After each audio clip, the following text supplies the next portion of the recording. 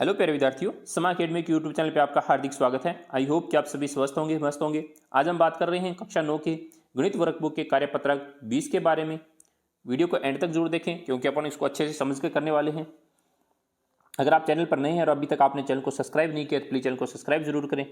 और इसी के साथ में यानी डिस्क्रिप्शन बॉक्स में प्ले लिस्ट दिया गया है जहाँ से आप इंग्लिश और विज्ञान के कार्यपत्रक को भी देख सकते हैं। यानी इंग्लिश की वहाँ पे पूरी वर्कबुक कंप्लीट करवा दी गई है, तो आप उनको अच्छे से देखें। विषय वस्तु है दो चर राशि वाले समीकरण, अधिगम बिंदु रहेगा समीकरण का हल। जैसे निम्नलिखित सारणी के अंतिम स्तंभ को पूरा करना है। जैसे समीकरण दिया गया, चर का मान दिया गया, यहाँ बताइए कि समीकरण संतुष्ट होती है या नहीं, यानी हाँ और नहीं में उत्तर देना है। जैसे x - 7 = 1, क्या ये सही है? तो देखो x = 7 रखा, तो इसका मतलब ये सही नहीं है, यानी 7 - 7 = 1 होता, तो यानी ये सही नहीं है, तो यहाँ पे नहीं लिखा। फिर x - 7 = 1, ये भी समीकरण यानी x = 0 आता है, तो ये भी समीकरण क्या है, सही नहीं होगी, क्योंकि इसका मान कितना आएगा, 8 आएगा। x - 7 = 1 यानी x = 8, हाँ ये समीकरण हो रही है। कैसे हो रही है देखो, जैसे x - 7 था, x को इधर लेके जाएंगे तो ये किस में हो जाएगा, 1 था पहले, ये देखो ये जो माइनस का इधर जाके किसका हो जाएगा, प्लस का, तो x बराबर कितना आ गया, 7 और 1 8, तो ये समीकरण क्या हो रही है, हल हो रही है। इसी प्रकार x + 4 = 0 है, तो x = 0 होगा, नहीं होगा, क्योंकि x - 4 आएगा, तो ये नहीं होगी। उसके बाद में x + 4 = 0 यानी x = -4, तो ये हो जाएगी। कैसे होगी, जैसे x + 4 दे रखा था, इधर जाके संख्या किसकी हो जाएगी, माइनस की हो जाएगी, तो ये हाँ।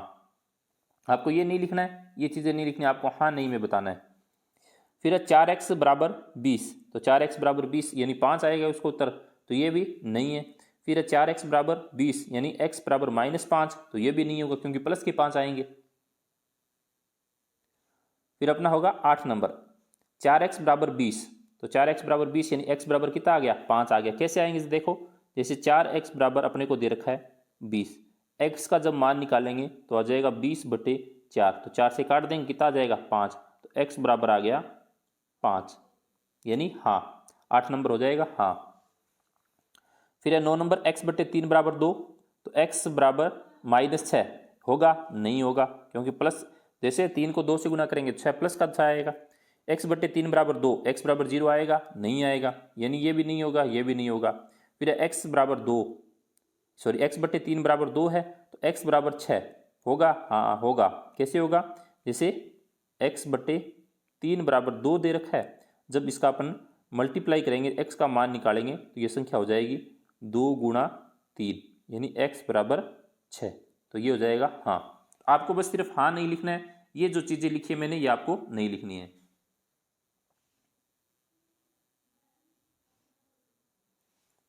अगला, जांच कीजिए कि कोष्ठकों में दिए हुए मान दिए गए संगत समीकरणों का हल है या नहीं है।